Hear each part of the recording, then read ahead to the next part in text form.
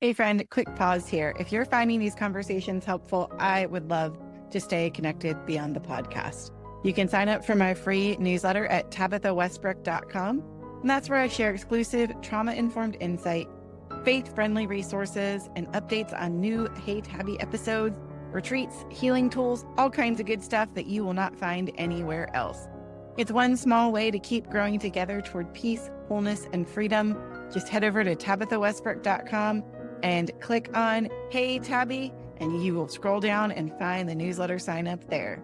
I look forward to seeing you in the emails. Welcome to Hey Tabby, the podcast where we talk about the hard things out loud with our actual lips. We'll cover all kinds of topics across the mental health spectrum, including how it intersects with the Christian faith. Nothing is off limits here, and we are not take two verses and call me in the morning. I'm Tabitha Westbrook, and I'm a licensed trauma therapist, but I'm not your trauma therapist. I'm an expert in domestic abuse and coercive control, and how complex trauma impacts our health and well-being. Our focus here is knowledge and healing. Trauma doesn't have to eat your lunch forever. There is hope. Now, let's get going. Welcome to this week's episode of Hey Tabby. I am so glad that you are here. Today, I want to talk about a very important topic. And if you've listened to this show any length of time, you've heard me say at least once that all abuse is physical abuse, because unless you can take your brain out of your body and stick it in a jar, then the abuse that you are experiencing or the coercive control that you are experiencing is impacting your brain. So I wanted to take a few minutes today to talk about that exact thing. So we are going to talk about how coercive control actually causes brain injuries. Now, before anybody panics, I just want to remind you that healing is in fact possible. So even if you have a traumatic brain injury due to coercive control, your brain can still heal. So I just want to start with that, because I think sometimes when we talk about these things and we don't start with, hey, there is something positive there, we can kind of freak out. Maybe it's just me. Maybe I'm the person that does that, but I just want to throw it out there in case you are a little bit like me. And I don't want to pathologize survivors. This isn't your fault, right? So you never asked for abuse. You never wanted abuse to be part of your story. So there are things that happen that we can't control. So I just want to put that out there, and I'm not labeling any of the survivors that have experienced these things as damaged, right? But we do have to talk about the very real impacts of abuse. And this is really important because a lot of times what I hear from survivors are things like, my pastor said I wasn't hit, so it wasn't that bad. Or I was told that no one could help me, and yet I don't understand why I feel this brain fog or other things. So I want to give some really good information that is born out of research. So a lot of this comes from the neurosciences and the research that we find out there in the neuroscience field. I, if you have not heard, am training to be an Amen Clinic certified clinician, which means I'm learning how to read the brain imaging, the SPECT imaging, which is a type of nuclear medicine that gives you an idea of brain activity and blood flow in the brain. And this is something that I'm really excited about because I think that it has the potential for survivors to have a deeper look at why some of the things are hard for them. Also, a lot of survivors end up sitting across from me, or they're in my DMs saying something like, I feel like I should be better by now. I've been out of this situation. It's not the same, but I'm still struggling. Or I know I'm safe, but my body doesn't believe it yet. Or I just don't think clearly anymore. Something has changed for me. Or my memory is awful. I hear that one a lot. Like, I can't remember anything. Now, some of that is a bit of a shift for when we are aging and things like that. So, there are going to be some differences just about who we are and all of those things. I know as we get older and if we're a little bit distracted, sometimes we put our keys in the refrigerator and we're like, my keys are in the fridge. There you go. And I'm not talking about things like that. I'm talking about that super persistent type of brain fog and things like that. And it really breaks my heart so often when the survivors that I work with think, I'm broken, I'm just weak, I need to try harder, I'm lazy, I'm not faithful, all of those things. And none of those things are probably true. I think that the issue for some of us might not be that we're not trying hard enough, but that there's actually a brain injury there from what happened. So let's talk about what coercive control actually does. How does it harm us? First of all, it's not just emotional abuse. And if you're not watching me, I just air quoted that. And it's important to understand that by minimizing it, we're not talking about the full complement of how it harms. Not only does it harm our soul, it harms our relationships, it harms our relationship with God, because oftentimes, at least in this community, we know a lot of people have suffered a ton of spiritual abuse along with the other coercive control. It's part of the whole really awful package, if you will. But when you've got that constant monitoring, unpredictable punishment or outbursts or pejorative things done to you, you're always walking on eggshells, you're living in a distorted reality because of gaslighting. There are spoken and unspoken threats, and there's a slow erosion of your autonomy, safety, and your sense of self. That really takes a toll on your brain. So God made us really amazing. We are fearfully and wonderfully made, and our bodies and brains are going to try to survive as best they can. So our brain is going to dump out all of those fight, flight, or freeze chemicals that we know happen. So norepinephrine and adrenaline and cortisol and all of those things just go flooding into our bodies. And when we have high levels of that for a long period of time, we're essentially pickling in our own juices. And our brain isn't designed to live under that kind of pressure long term. In fact, we're going to talk about this in just a minute. The Amen Clinic has coined it emotional concussion because the impact to the brain is the same as if you were a football player and got your bell rung. So we'll get more into that in just a minute, but that is, oh my goodness, scary. So when we have this constant threat and we can't get out of it and we're living in this constant survival mode, our brain gets stuck in that space and it begins to physically change. And if you have had developmental trauma, so trauma that started in childhood, then that is a lifelong thing.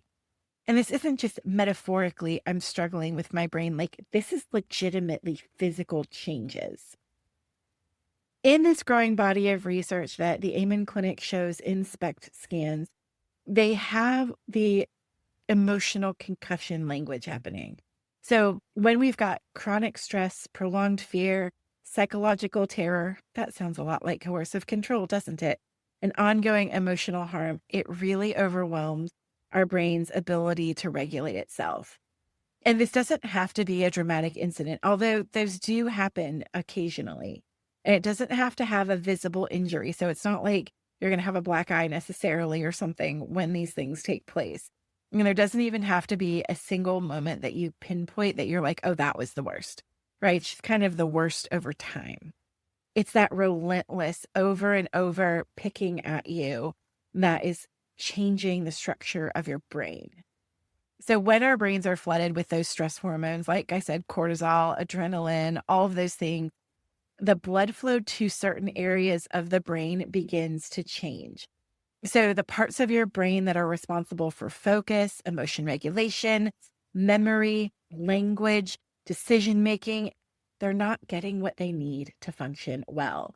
And in these SPECT scans, you can actually see the way that they're done, where the blood is flowing or not. So when you see a lack of blood flow, it looks like a hole in the SPECT scan. So it looks like your brain with a hole in it. There's not an actual hole there, just so you know, in case you ever go look up a SPECT scan.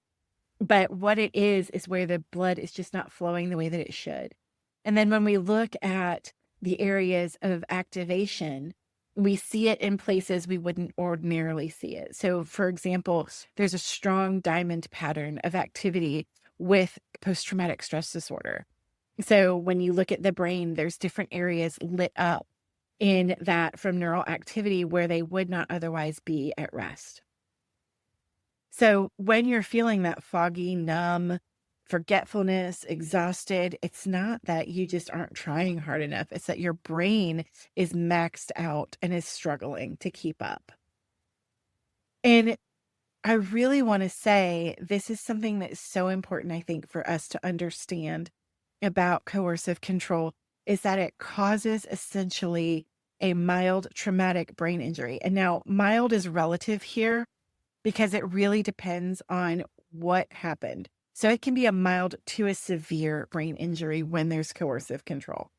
So let's talk about when there has been some sort of physical assault. So perhaps there has been strangulation, and this often takes place under the guise of sexual activity. Oh, this is what my partner needs to, be able to come to orgasm or what have you. And so they're using strangulation. What it's really communicating to you is I can kill you anytime I want, right? So we know how dangerous strangulation is. If you have ever been in advocacy class that I help teach, then you have heard us talk about that at quite deep length. But any other physical things can also happen. So sometimes we've heard this story where a coercive controller will smack the victim on the back of the head. And it's not hard enough to leave a mark, but it's hard enough to move the brain. Maybe being slammed into a wall. So it's not being full on punched, but being pushed into a wall or thrown down to the ground or tripped. Objects being thrown that hit the person in the head.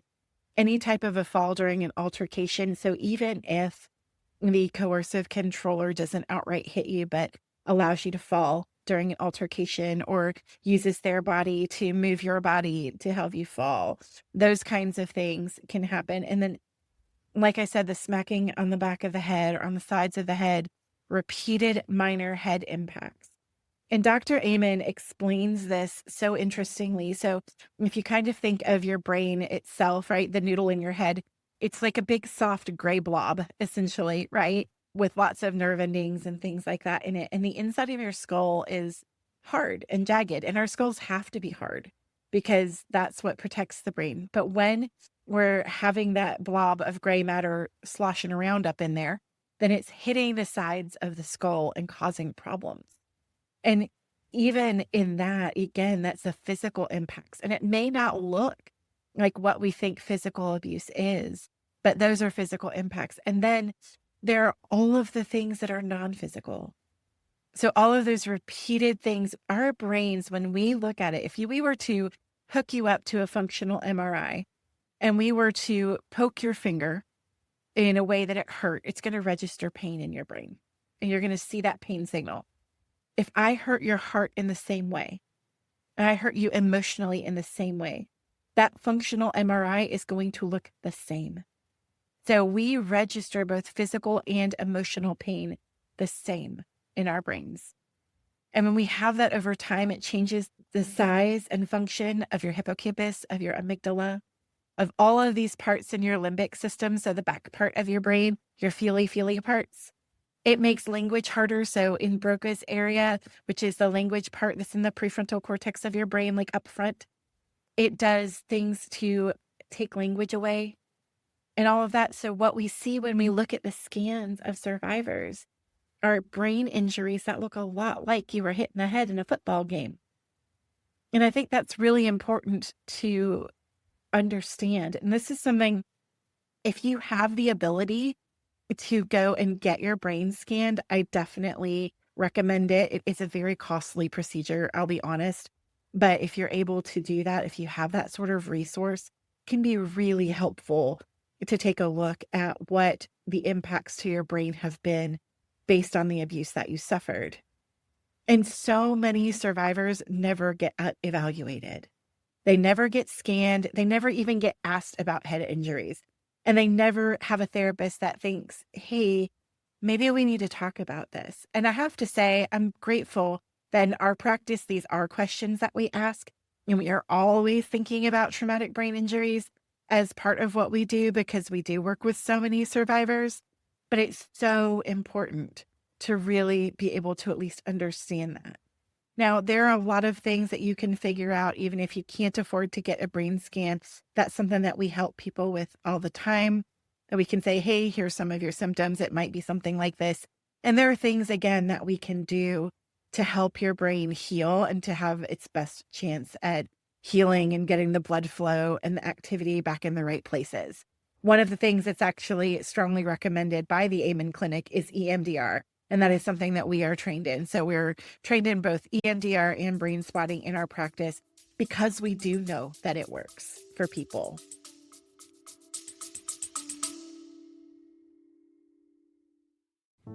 I hope you're enjoying this episode of Hey Tabby, and we will be right back to this episode.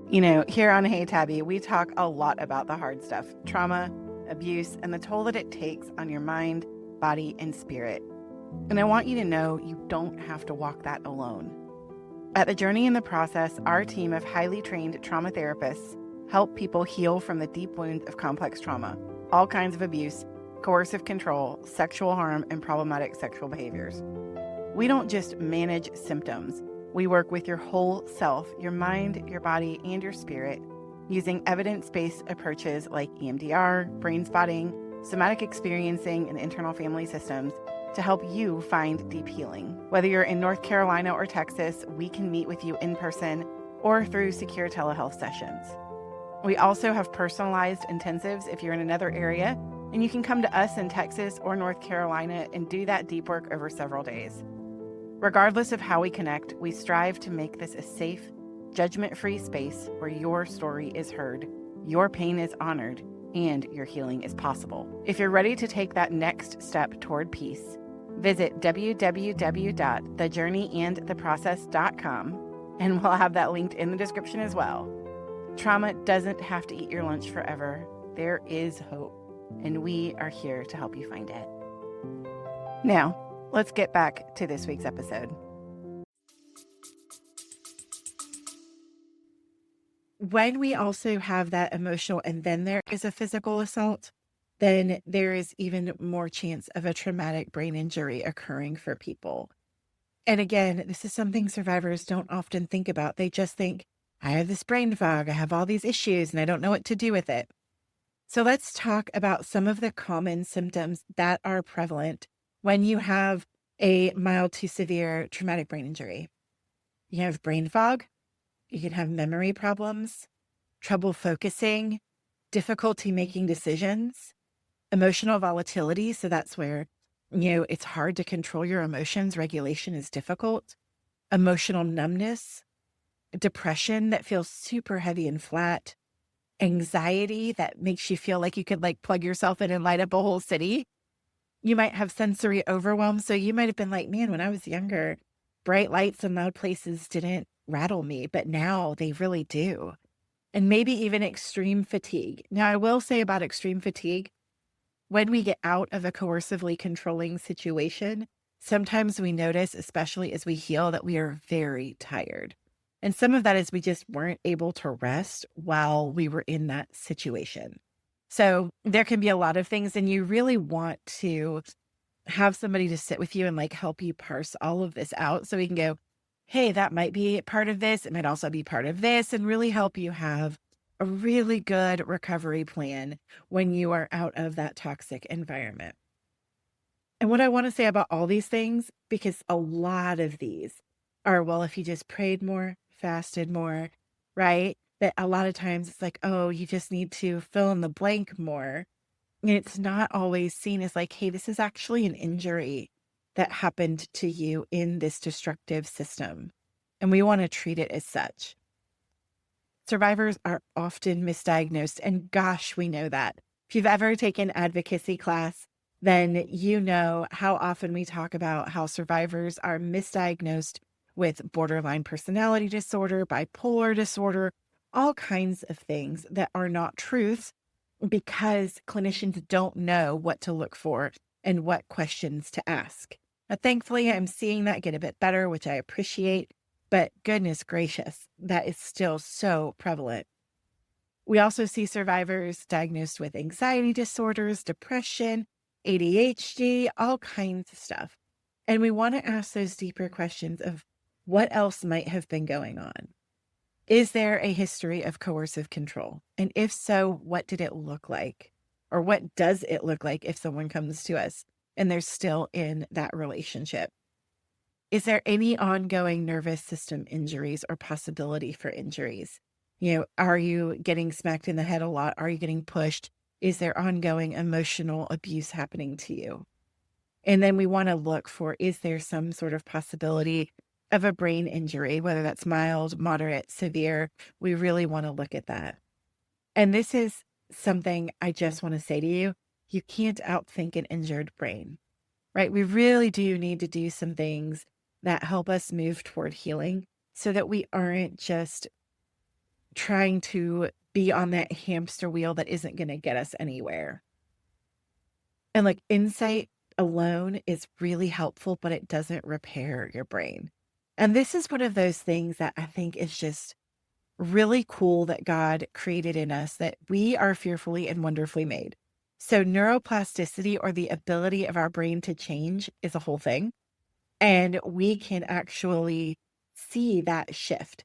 So just because you're like, wow, you've literally just described my entire existence, that does not mean that you cannot heal. I just want to keep saying that. I know that I've said that a few times, but I think when you're in the thick of it and you're really trying to be in a different place, man, we just do not love pain. Pain is so hard. And we're like, I just want out of this. I never asked for this. I also can't think because my brain isn't braining as well as I would like it to. And it can feel really disheartening. But I want to keep saying over and over, I wouldn't bring this up if we couldn't heal it, right? If we couldn't get to a better place. Now, does that mean it will be perfect? No, maybe not. Like, we live this side of heaven, but it can definitely get better. And I want to just keep encouraging that. So we do want to follow a whole person healing model. So brain health is really overall health if we look at it. We want to not only think about how the brain is being impacted, but also the overall body. And unless you forgot, the brain is in fact a body part. We do need it. It is an organ in the body. We want to care well for our nervous system and our relationships. And we also want to look at the meaning that we're making out of things, because that matters as well. But healing starts with safety, both internal and external. We have to have a sense of safety in order to move forward. Now, if you're like, gosh, I can't get out of my situation, so I don't know how I'm going to get safety, there are things that you can do that can create as much safety as possible. And again, it won't be perfect, but it can be enough, right? And I think that we don't want to forget that God is with us in it. He's going to give us what we need for it. And that can be potentially getting out of that space, or if we're in it, doing the best that we can while we are still in it, if we stay in it. So really getting some of that safety requires slowing down and not pushing harder. And this is so hard for so many of us who are survivors. We're like, let's just do the thing. Give me the thing to do, and I'm going to go do the thing. And sometimes we have to do the thing, and also then we have to have a nap. And that's completely fine. So we need to find a healthy rhythm.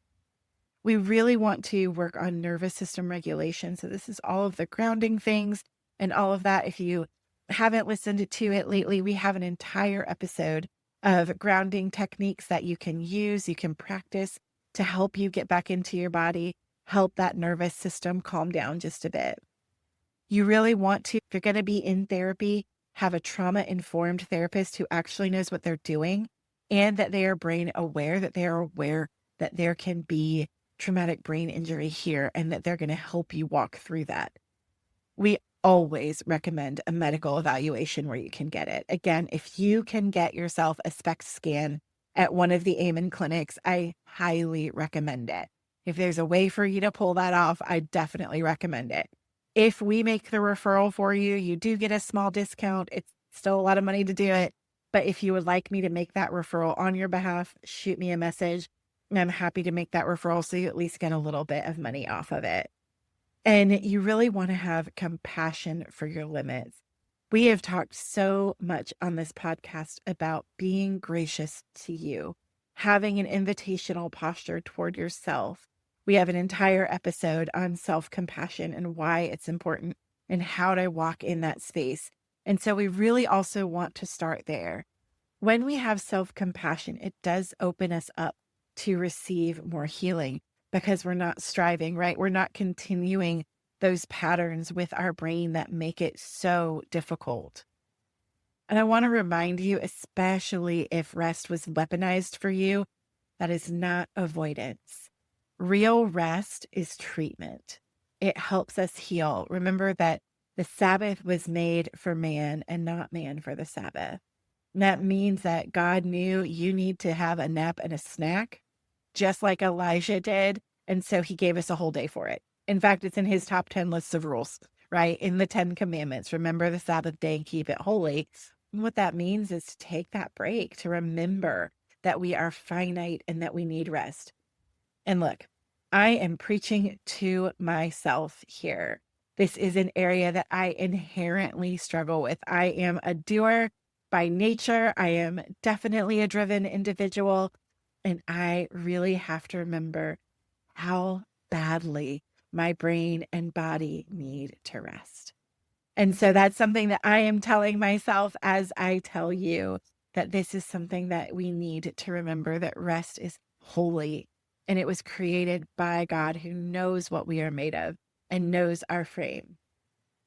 So healing isn't forcing forgiveness or just letting it go or shaming yourself for maybe being reactive or feeling anxious.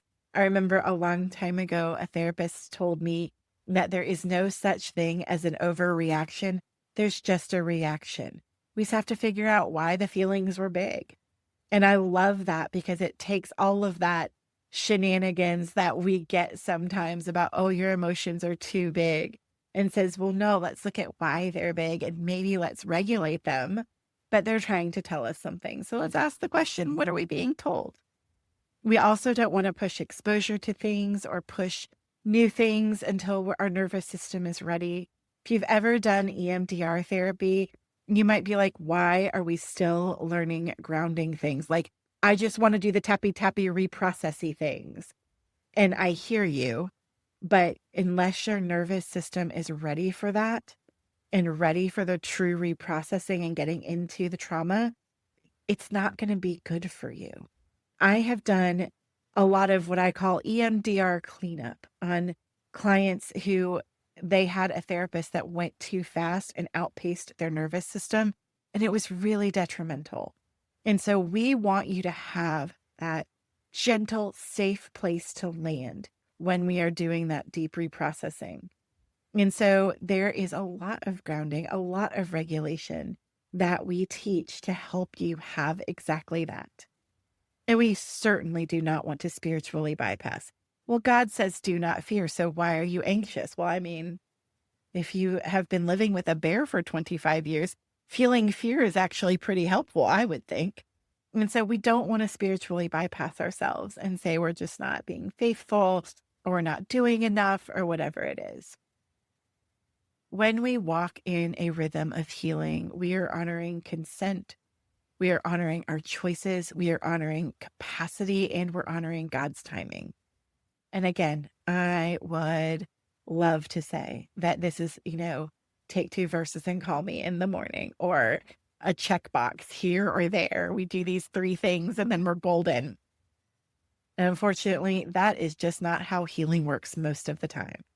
And that can be a really tough situation. And I want to say also that this isn't a spiritual failure, right?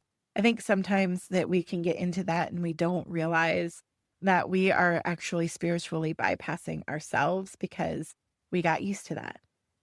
So we want to lean into a healthier rhythm for things. We definitely want to get good medical care. There are supplements that can help it with brain function. I think you've probably heard about omega-3 fatty acids and things like that, fish oil pills and whatnot.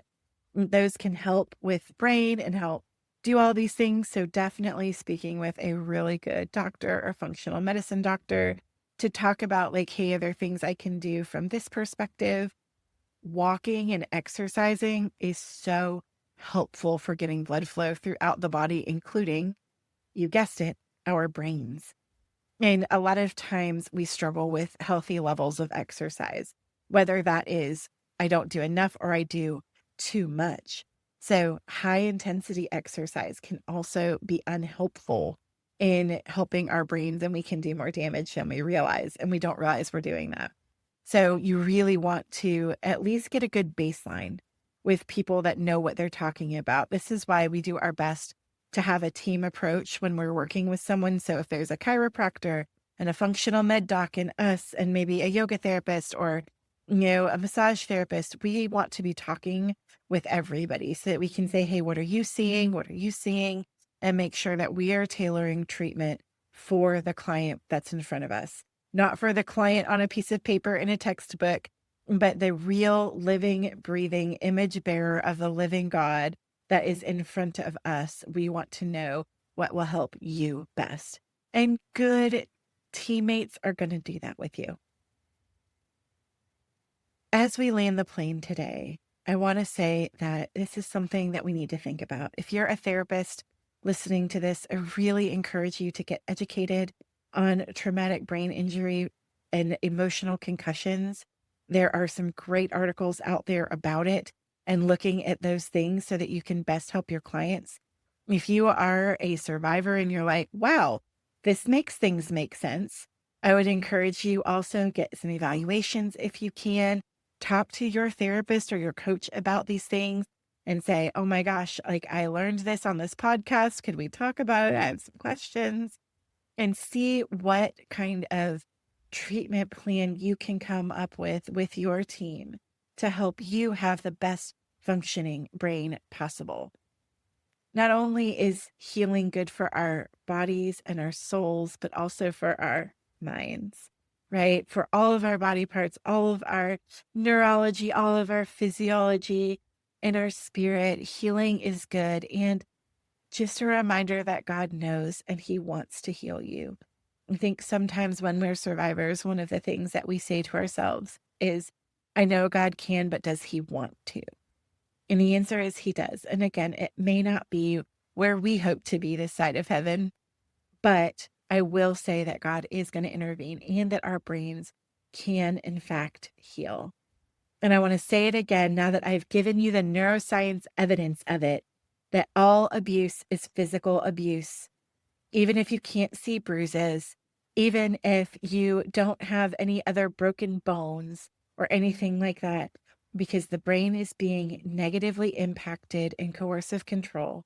And unless you can take your brain out of your body and stick it in a jar, it is A, a body part, a physical body part, and B, it is being harmed by the dynamics of coercive control and the complex trauma that it creates. So I hope that this episode has been helpful for you. I hope this maybe put words to something that you felt but couldn't quite explain. And I just want to remind you that healing is possible and God wants to do that. And I'm so glad that you have been here with me this week on Hey Tabby. Don't forget to like and subscribe. If you haven't, please leave a review on your favorite podcast platform, and we'll see you again next time. Thanks for joining me for today's episode of Hey Tabby. If you're looking for a resource that I mentioned in the show and you want to check out the show notes, head on over to tabithawestbrook.com/Hey Tabby. That's HEYTABI, and you can grab it there. I look forward to seeing you next time. Hey friend, can I ask you something kind of personal? Have you ever wondered if healing your sexuality was even possible after everything you've been through? If you have, you're not alone. That is exactly why I wrote Body and Soul Healed and Whole, an invitational guide to healthy sexuality after trauma, abuse, and coercive control. This book is for every Christian woman who has been harmed sexually, whether that happened in childhood, adulthood, or even within your coercively controlling marriage, and you're longing to feel safe in your body again. We talk about the hard stuff: shame, desire, faith, and even questions like, is this sin or is this trauma? You don't have to untangle it alone. If you've ever wished for a guide that is honest, compassionate, and grounded in both scripture and trauma-informed care and does not spiritually bypass, Body and Soul Healed and Whole is for you. It's available now wherever books are sold. Go grab your copy today. You are so worth the healing.